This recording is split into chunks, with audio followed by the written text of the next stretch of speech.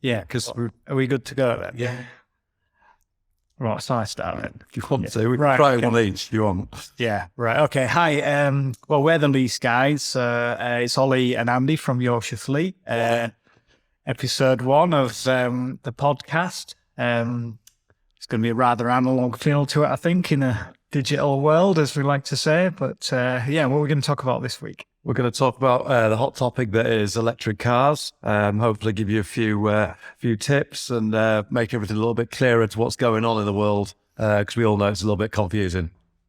Yeah, it's confusing because we're used to cars being a number, aren't we? So we think about cars as an engine size. So we think, it's a 1.6 litre 2 litre brake horsepower, don't we? So electric cars throws out there on the window. So what's an easy way of understanding how the number? Well, batteries are put into kilowatt hours. So you have to every battery is bigger or smaller, and the bigger the battery size, generally the bigger the range. Some technology is better than others. The likes of Tesla, they're very, very good. They can get more range out of a big battery. So a battery size, and measure it in kilowatt hours. So if you think of that as the size of a fuel tank, so if it's got a big number on the kilowatt hours, then it's likely to go further, I guess. And then the power is just kilowatt. So we've got a number where something that's 70 kilowatt, I think I wrote this down. 100 brake horsepower is about 75 kilowatts. So that gives us an idea. And a typical battery size might be anything from 35 to 90, or even now 100. Yeah.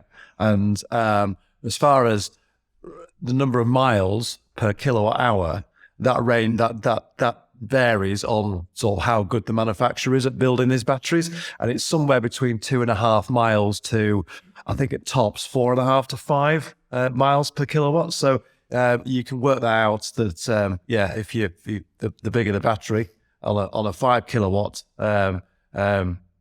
range, it's going to go a lot further. Yeah.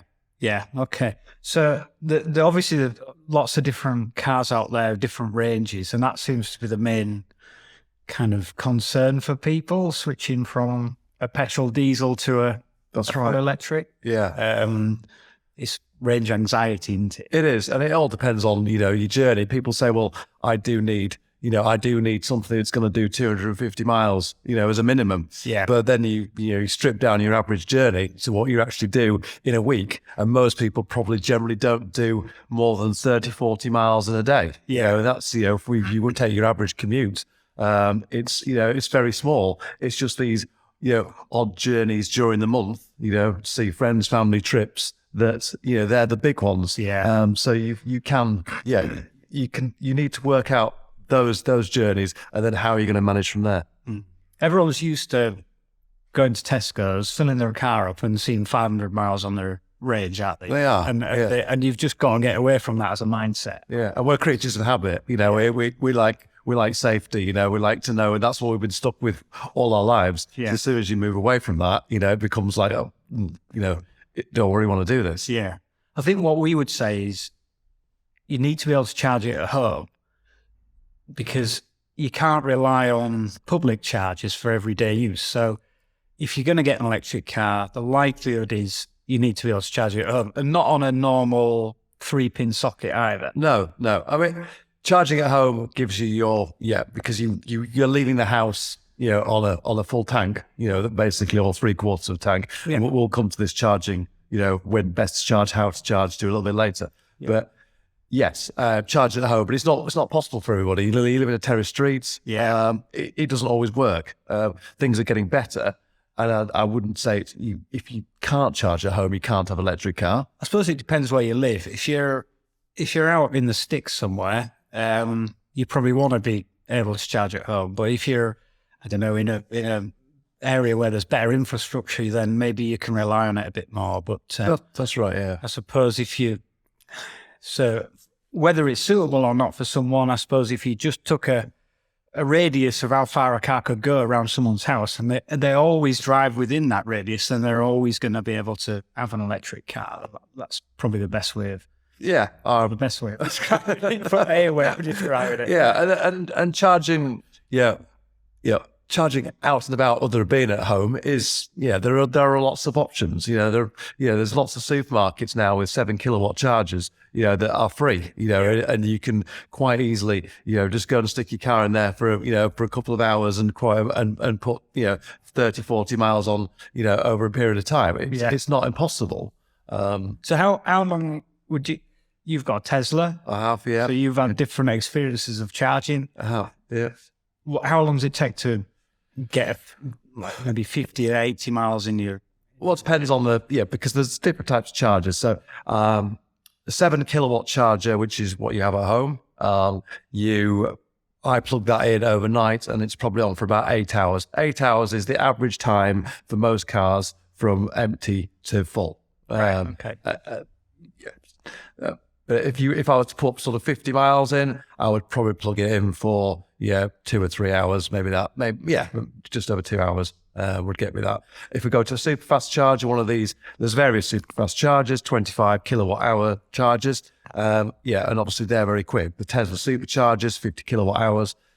I am in and out, in 40 minutes, and I've pretty much filled to the top. Yeah. So to speak. So what's that charging at? So your home one's charging at 7 kilowatts. What's a super fast charger charge? 50 kilowatts. 50 kilowatts. Is that the most? I think that's the most you can get now. Right. Yeah. Okay. Yeah. I might be wrong. Technology's changing very quickly, but Yeah. You can hear it. You plug in and there's this noise, this hum as it's forcing the electricity into the battery. Tesla are very good. I think some of the manufacturers do this, but they precondition your battery, which basically means warms the battery up before you get to your charging point. So Tesla knows that you are on your way, and as soon as you get there, you are ready, which means it'll take the electricity quicker, and it'll charge quicker. What you find with any battery, like an Apple or an iPhone or Samsung, you charge your phone and you charge from nothing to 80% reasonably quickly, but that last 20% is always a lot slower. Right. Okay. And that's to protect the battery from overheating and basically wearing out. Okay. Good. I thought I would just do that's what. Oh, great. Thank you. So I've got 10 cars here, and they're all picked at random. So I thought if you put those in order of... Let me tell you, it's Monday morning, so it's the brain hasn't worked all week. And maybe just give us a little commentary on each of the cars. Oh, thanks. This is I've got the answers in front of me. Okay. I'll give you a clue though. 5 of the cars have a range of over 300, and 5 don't. Okay. So right, I'm going to put these in order. Okay. Or something like just shout them out. Right. Okay. Tesla Model Y, long range. So what kind of range do you think that's? Because I'm a Tesla owner, I suppose that's a little bit of a cheat, but I would say it's certainly long range now is probably somewhere between 320, 330 miles. Shout. Yeah. So there's a couple of cars actually with a longer range than that in that. Right. Okay. Well, I'll be interested to know that actually, because need to change the Tesla soon. We have got the Genesis, which is a new brand on the market. Quite impressed with those actually. Yeah. We went to the Fleet Live show at Birmingham NEC recently, and there was a full display. And I haven't seen one up close before, but they're a brand of Hyundai, I think, aren't they? Is that their sort of niche brand? Yeah. New to the market again. Nobody's ever heard of them. No, but it was impressive. Yeah, and good range as well. And build quality, is it okay? Sorry, build quality, okay? Seemed to be. Yeah. It looked really good. Yeah, and they seem to have like an SUV range and more of a traditional style range. Well, there's a Genesis GV60 on your list here. Yeah. Which I do know has got a 77 kilowatt battery, but I think that is probably I'll go around 250 miles on that. I don't know, something for range. Yeah, you're wrong on that one. Oh, great. Industry expert. 320 according to the Google. So yeah. Yeah, there's one, right, the car at top of the list, see if you can pick that one out. For the best range, Yeah. Okay, well, I would say the Mercedes EQS. It's the Mercedes EQS. Yeah, because the battery on it is, from memory, is over 100 kilowatts. And very, very expensive. Yeah, love one of those. But I think they're over £100,000. I might be wrong. But What do you think about the range? the range, I would say 350 to 400. Yeah, 453 apparently. So, yeah, That's really good. Yeah, pretty that's good. That's all your all your problems answered, isn't it? If you've got £100,000 to go and spend on a nice Mercedes. So your top five, you've got the Genesis, you've got the Tesla, you've got the EQS, not in that order. There's two more that do over 300 in that lot. Cooper Born, Yeah. 77 kilowatt, but that actually is Car. they're pretty good. I think they're probably sort of the smartest looking small hatch, full electric. They're built on the same platform as the ID3, I think, aren't they? Right. Volkswagen ID3, Yes. but they seem to have just made it a little bit more appealing. Maybe it's the younger market as well. It's just a little bit more stylish, and they seem to they're offering a battery better range than I think what the Volkswagen product is. Yeah. What else have you given me here? There's one more in there. There's a Volvo. Not that one. Not that one, because that's a small battery. And it's not a Fiat 500, because It's a bit of a cheat. It's a Volkswagen because it's an ID4. For some reason, it does slightly less than the Cupra, which I'm guessing is the same. same battery, but the ID4 is quite a big, heavy car. Yeah. So I think probably that's where they lose probably some of the range, I would guess. Yeah, I guess so. Yeah. Yeah, there's a couple in the 200s. Volvo XC40, popular car. Nice looking. Yeah, Quite practical. And then there's the car that we've got at home, Peugeot E208. Yeah, They're over 200. 50 kilowatt battery. Yeah, that's the same one as doing the Vauxhall Corsa and Citroen.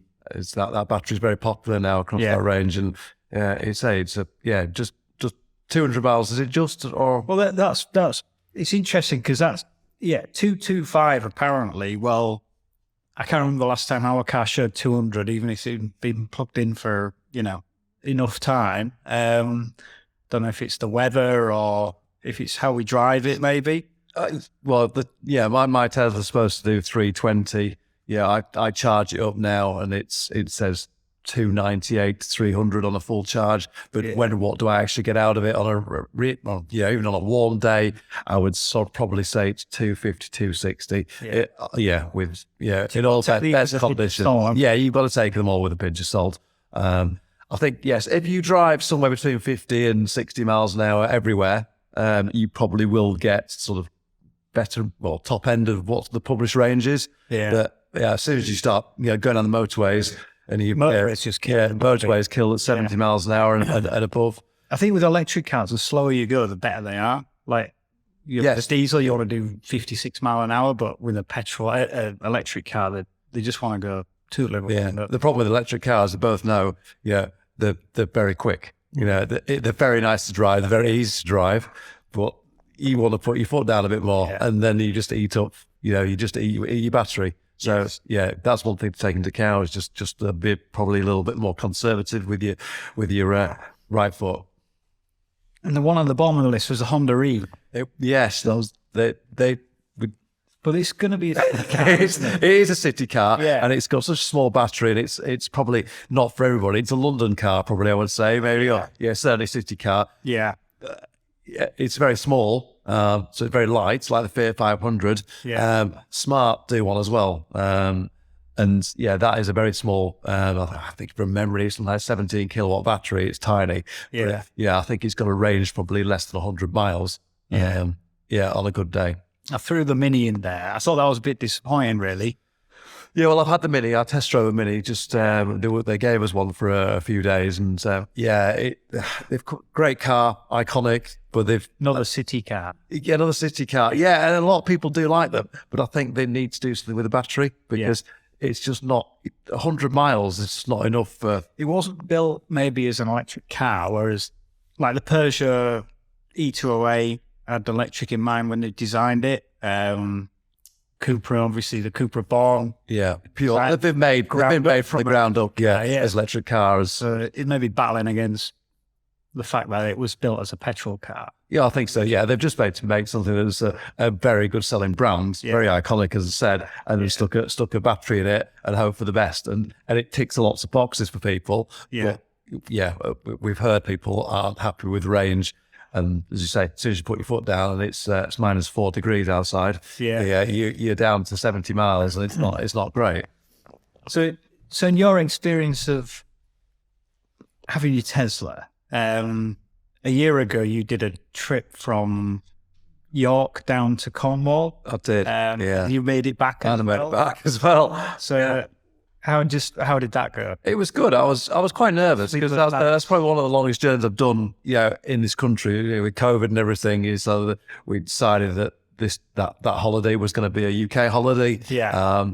And we wanted to go somewhere we'd never been, and Cornwall was the place. And so I booked the holiday, then thought about the in the end, it was fine. Yeah. About hiring a petrol. Just for I thought about flying and then hiring a car. But yeah, I did actually think about borrowing a car, mate. That was just crazy. I thought somebody who drives an electric car and does this for a living needs to do. I need the confidence. I need to be able to tell people and also reassure myself that these things, this is the future. Yeah. And do you know what? It worked fine. Soon as you get, I think I left York full charge. We were just south of Birmingham, big supercharging network down there. Yeah. It was summer holidays. It was very, very busy. The UK roads are packed. I mean, one thing, there were wardens in the motorway service stations getting people to go around. And one thing I did notice that the charging points were all very busy. Yeah. Tesla were brilliant. Yeah, you can just go in there. Had to wait a couple of times, but went in. Yeah, pretty much back to full. And I tried to always go back to full or near enough. Mm-hmm. Then we got south, just down into sort of just off Bristol, and again another full charge. And I always tried to keep it topped up. Now and then there are a lot of problems, but I suppose the worry starts to occur when we get into Cornwall, and it's very rural. Yeah. And then you start to realise that you're running out of super fast chargers. I think when we pulled into Newquay, I thought, right, okay, I'm going to go and charge up. Pulled into the one car park that I knew was a safe bet. One of the charging points was out of order. Yeah. The other one available was a slow charge. It was fine. I plugged it in, left it for a few hours, came back, and it was topped up again.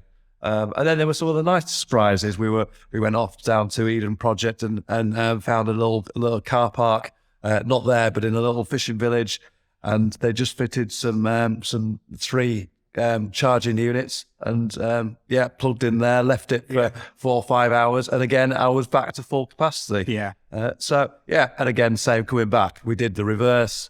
We charged up at the same point. We knew, and apart from one little worry, where am I going to charge? It was fine. Yeah. We do have a few customers down in Cornwall who gave us a heads up on those charges. We did. Yeah, it was very good. It did make a difference, but. Yeah, range anxiety is something that I have experienced. It's not a nice thing, but it's just, I think you just have to have a different mindset. I think if you're going, like we took a trip to Wales last year, Suffolk, we went to the west coast of Scotland this year, and I wouldn't have done those journeys in an electric car. I think once you get beyond that spine of infrastructure, you're lucky to find a fuel station, let alone a charging point. If you're obviously wherever you went, the west coast of Scotland, and you're going, quite far north. I mean, Scotland they are quite good. They are doing quite a lot of things electric charging. There's a lot of free electric charging in Scotland. We don't see people. I mean, you've got no chance of seeing. So exactly. And you're lucky you have the electric a diesel car as a second car. Yes. But if that had been your only car, do you think you'd have probably? You wouldn't have gone. We'd have played it safe and gone somewhere a lot more sort of mainstream, I guess. Right. But, I think that for me, it's still nice to have that mix. So you've got a long range family car, which is a petrol or a diesel, and then you've got the luxury of a small electric where it'll do everything within 80 miles, I suppose. Yeah, but if you're a family and that's you have a decision to make whether you go petrol or electric, then it's probably quite a tough decision for some people because especially if they like a UK holiday, they like to go off to far out places, up to Scotland. Then maybe at the moment it's not right for them. But if you can have one as a company car, electric car as a company car, and then your second car is a petrol electric, petrol diesel. You've probably got best of both worlds, haven't you? Yeah. Well, I think we've exhausted that one. Why haven't we gone down the hydrogen route as a technology? Hydrogen. I'll be honest. I don't know enough about it to be an expert on it, or not even an expert. It's very expensive. The technology is there, but it's just, I believe it is so expensive to make hydrogen a commercial, was very viable to basically get it into petrol station or hydrogen stations, and also the technology, what it costs to convert the hydrogen into power to turn the wheels. Okay. Yeah. But it's something a lot of people still say will core. It feels a bit, we've said it before, VHS Betamax, doesn't it? And we've gone down this VHS route, but the Betamax might have been the better option. But I think now the electric thing has moved so far on, and the hydrogen has kept. It hasn't even moved. It might have done slowly, but the uptake on electric cars now is just so big. Yeah. But it's the only option people have. They haven't got a Betamax option, have they? No. Because even though the infrastructure would be there with all the fuel stations, it would. It feels a bit like Elon's put his money into that, and we've all followed suit, and everyone's had to go down that route. Yeah, and everybody's chasing the Tesla model, which is driving one. I have to say, I think they have set the benchmark for electric cars and range. They're outstanding. Whether they've set the benchmark for quality, I don't think so. I think they've got a lot to catch up with that. But as far as number of cars selling, I think Tesla look at the cost of a battery, and you have to build it at a budget, don't you? And I mean, what is the cost of a Tesla battery? Probably somewhere between £8,000 and £15,000, and maybe more. Yeah, I mean, it's a massive amount of the cost of the vehicle. Yeah. So there has to be, not a lot left to make. There's not when you're selling a car at Model 3 at £50,000. Yeah. The rest of it's going into the car and the chassis and so something gives, and I would say maybe the quality gives. And will anybody catch up with Tesla? I don't know. I mean, I think they've all got a long way to go. BMW do trying very hard. Mercedes, Audi, they're nowhere near on range. Apart from if you want to go and spend £100,000. Yeah, I do think they've still the leap on the market really. Yeah. So why are people going electric? In your experience, I mean, what's the motivation? What's the driver on it? Yeah, because they're not. I mean, let's face it. Are they green? I mean, the power doesn't come from thin air, does it? I mean, it does in some respects, but mainly it's probably coal-fired power stations. The batteries don't. The batteries lithium. Do they? It's a lot to get out of the ground. Well, there's supposed to be recycling batteries. And they're already saying that they are going to do this. We haven't heard a lot about it. Everybody's very quiet about it. You can buy, I believe you can actually get a new battery for your Tesla if it goes. What happens to the old one? I really don't know what they do with it. They say they can recycle it, and I'm sure they can. So if we park the green side of it just for the time being, what other motivation? What's the motivation at the moment? I mean, it has to be, the government have been incentivizing, everybody to have an electric car through whatever it be, grants for charging. That were originally, sort of 3 years ago, the government had grants on, the car. I mean, when I got my Tesla, I was thinking it was £5,000 grant, and then that dropped to 3.5, and then I think it dropped to 1.5. Then now it's gone. And the government is slowly, ticking the boxes to what they want to achieve, getting the number of cars on the road.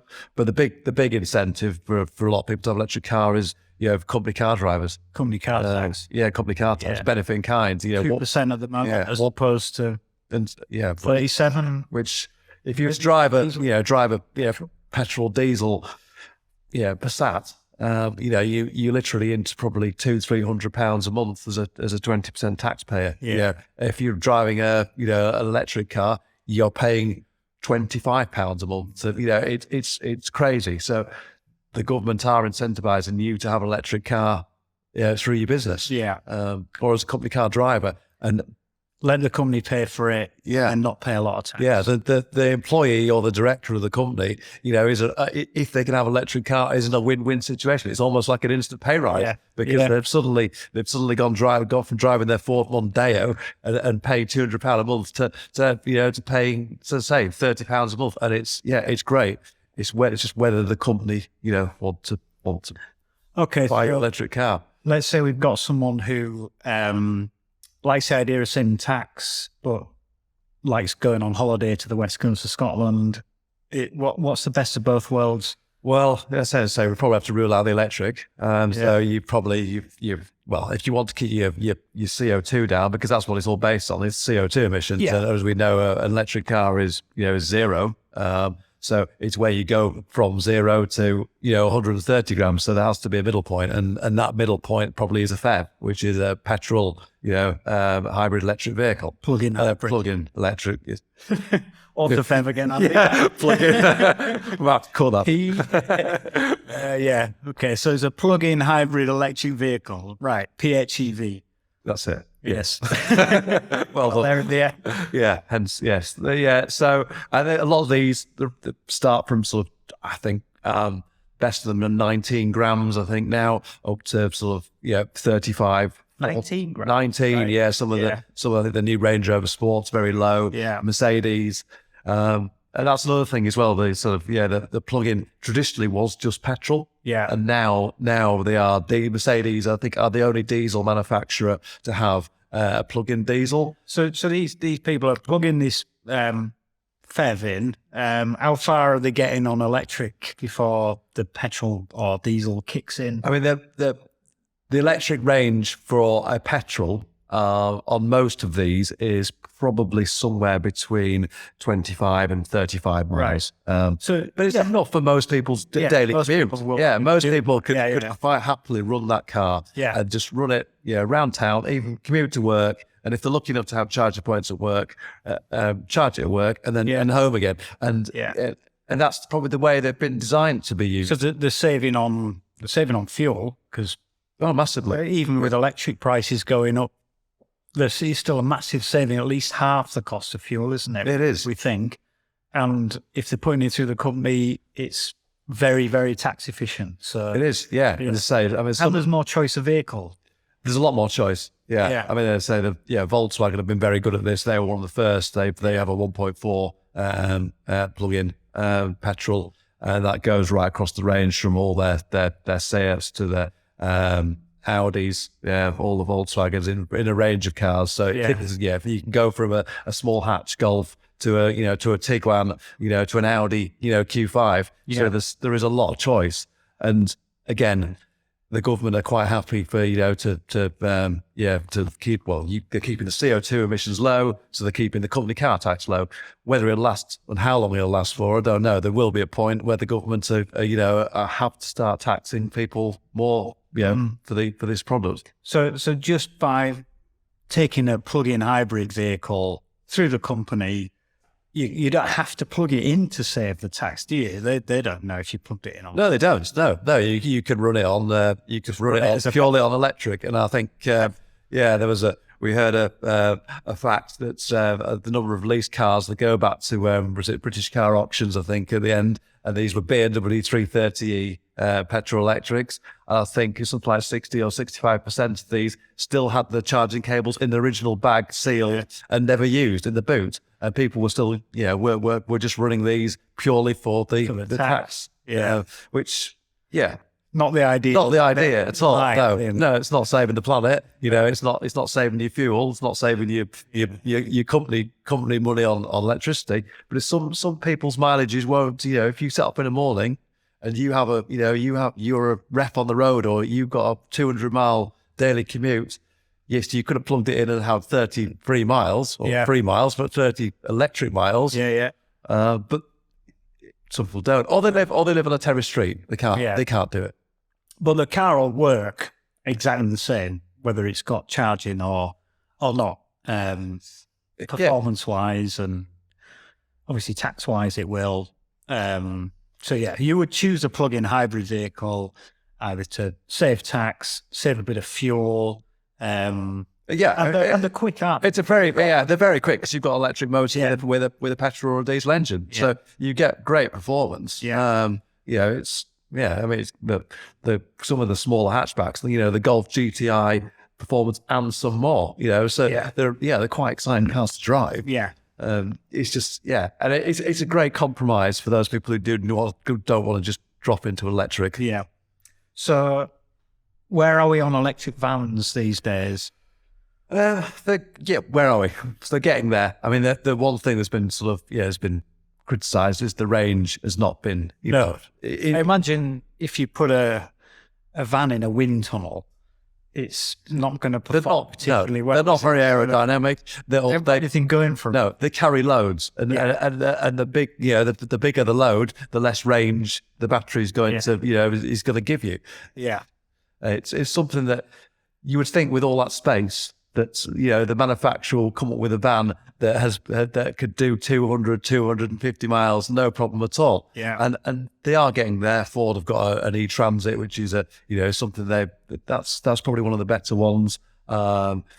Mercedes, they do a Sprinter again, but the range on that is quite poor. But if you smaller vans, Berlingo, Partners, Peugeot Experts, they've got the same 50 kilowatt battery that you've got in your Peugeot. So they are a really good option. Again, but smaller vans, they're lighter, they have less carrying capacity. More aerodynamic. But if for vans, if you're in London or you're in any congestion zone, now in the UK where you have to pay, or it's a green what's it, levy? What's the word? What you're getting at is right. I think the vehicles that we've supplied so far, electric vans, have predominantly been in London to avoid the congestion charge, which is, what is it, £15 a day or something like that? You don't have to go in many times, do you? In a diesel van. And I think the plug-in hybrid vehicles used to dodge that. Now the cars, it's zero emissions only, and that's it. And that's your only escape route. So if you're in and out of London on a daily basis in the congestion zone, and you can run an electric van, then you will start to save money. You have to pay more because the technology of a van is higher. But over time, you will you'll notice the difference. And I think what London do will end up being what Birmingham do, what Manchester do, what Leeds do. Everybody's going to end up following suit. So it's not just affecting.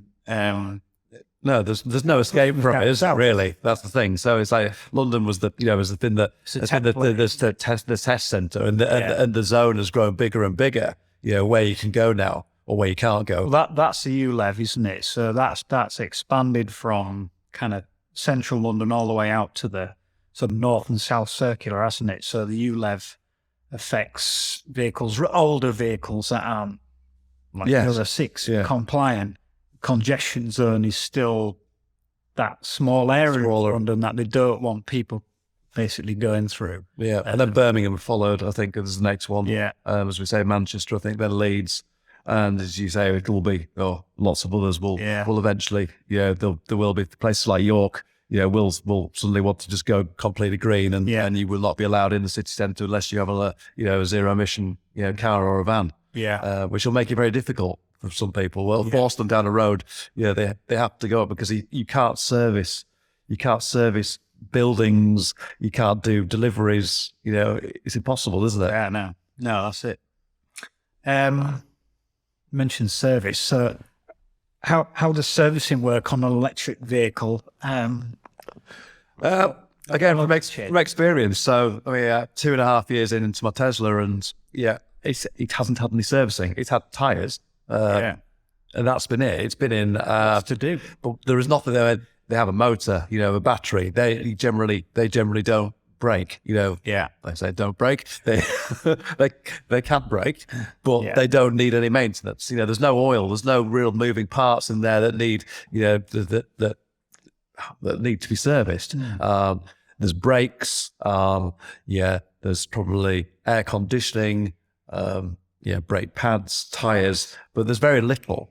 So from Tesla's perspective, they recommend you reverse your tires. I think it's every 12 or 13,000 miles, because though you get more wear on your rear tires than you do your front. What, so you just whip it down to... Whip it, well, you can take it to Tesla. You can take it to any any tire depot and say, can you just switch my tires around? They'll charge you a small fee for the time.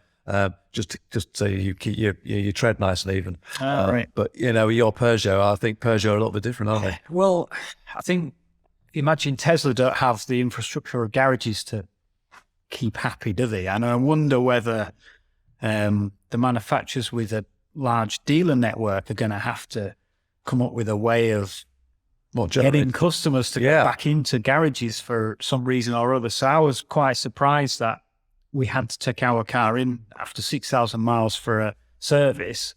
To do what? Plugged it in and checked to see if anything was wrong with it. And was there presumably if there was anything wrong with it, it would have been a warranty issue, but it was a recommended service. I had to do it. As if you haven't done it, you'd have probably been invalidating the warranty. So they've got you. It has a service pack. In other words, like a petrol car, it has a service pack. But it's more now it's 2 years. Get you into the dealership for them probably to generate some revenue, because if not, they're not going to see you for 3. Like Tesla aren't going to see me. I mean, it's no. They don't want to see you. Yeah, and garages. They have. But they do have the few service centers. But it's more for making sure new cars go out rather than actually seeing the used cars back. So it's a different model. Be interesting to know what other manufacturers are doing on that. Well, because we both worked at dealerships, many years ago. We know that dealerships, that a lot of their money comes not just from new cars. They rely on service centers. That it's a machine just turning over constantly, servicing cars and warranty, and without that, they are going to be sat there scratching their heads, wondering what to do. No, that is it. So no, it'd be interesting to see, how some of these other manufacturers, you say, like Mercedes, what they'll start charging, and also what they demand for you to go in, how often. And of course, when you take a lease contract, you have a decision to make whether you take a maintenance contract, and part of you might think, well, I'm being shortchanged by having a maintenance contract on a full electric car. But I don't think you are, because when I chose on this occasion, so when I took my Tesla out, I looked at the costs and I decided not to have a maintenance contract. And I really wish I had. Right. Okay. I do, because it's because of the power going through the car. The tires on the roads, I travel on B roads, as you know, more than A roads. And the tires do go quite quickly. You've got so much power, brake horsepower going through those rear and front wheels, that they do go quickly. If I'd had a maintenance contract, which at the time just didn't seem worth it, I would have had my money back in tires. And that's something that you have to look at with electric car. They probably, because of the power, you will go through tires quicker than you would do in a petrol or diesel car. So we've obviously discussed that electric cars are suitable for everybody and probably not all journeys. So if you were going to do something fun like Route 66, you probably wouldn't take an electric car, but if you had a choice, what would you take? Route 66. I mean, my vision of Route 66 is it's a great long straight, fairly boring road. I don't know. Oh yeah, that's what I think. Right. I wouldn't take an electric car on that. You feel like you're going to be driving through the desert or something. You'd take a camper van, wouldn't you? Exactly. I would. Would you? There you go. That was a good guess. Breaking Bad style Winnebago or something like that, and take my time. And enjoy it. A couple of months. How about you? I don't know. You like the idea of going in something, something big and American, with a V8. But I think, as you said, or something small and sporty like a Porsche 911. But I just think, eventually, I'm driving for that long on a such straight road. Take your Tesla, it drives it. But I just don't think it would charge. You probably will. Maybe in America, they're probably better at it than here. I just think I've driven in Australia on long straight roads for hours at a time. Yeah. And it's tiring. You want something, with armchairs, something with armchair seats that you can just, put the cruise control on, take in the scenery, chill, relax, and just enjoy it. Yeah. Okay. I was going to ask you a question earlier in the thing, which might be a chip in, but I was going to say, like, just tell me 3 things you love and 3 things you hate about your Tesla. Okay. Is it worth asking that? Should we ask that? Yeah. So, Andy, you drive a Tesla. Give me 3 things just 2 things that you love about the Tesla and 2 things that you really, really don't like about the Tesla. Right. Okay. I mean, the performance has to be the number one. Even now, what do they call that mode? Insanity, freak mode. Freak mode. What is it? I don't know. I've never put it in it. But ludicrous mode. That's it. Even a Lease Guide. It's incredibly quick. It really is. It's just you can't get over it. I think it's quicker than 0 to 60 with the Porsche 911. So it is. Yeah, so that is one thing you can't get bored of. You've got to tame it because you can't drive like that all the time. What else? Yeah. I don't know. I do like my Tesla. I felt when I got it, you were still a bit of a pioneer. You're one of the early people to take it on. I do. Yeah. When I change that car, will I have another Tesla? Probably more chance of having a Tesla than anything else because I have bought into the brand. Yeah. What I don't like about it, probably the build quality is not as good. Not a great tip run car, is it? I don't know. You say that, but all right, because it's a saloon rather than a hatchback. Yeah. But the boot is really good. I play golf. I get 2 golf bags in the back, 1 trolley, no problem at all. Compared to some electric cars, it's really good. So I would never say it's not practical. It's got loads of room in the back, but build quality is just not quite as good. You shut the doors. There was a bit of wind noise. The few little things, condensation build. Nothing you actually. No, nothing really. No, paint quality is a bit It's not great when it falls on. No, it's not. It has come off with a power washer, which Tesla, to be fair, have put it right. But now that you've told them to use a power washer on it. No, probably not. But all in all, I went into that car with no expectations, and it's probably it's done a lot better than I ever hoped it to be. And I don't want to give it back. No, right. So, good. Yeah. Okay. Right. Thanks, Andy. Enjoyed that. We've been the Lease Guys. Look out for episode 2. Cut. Oh, ghost. Is that all right? I need to cut that plug-in petrol, hybrid, electric. No, that's funny. It's not, because Johnny's head hates.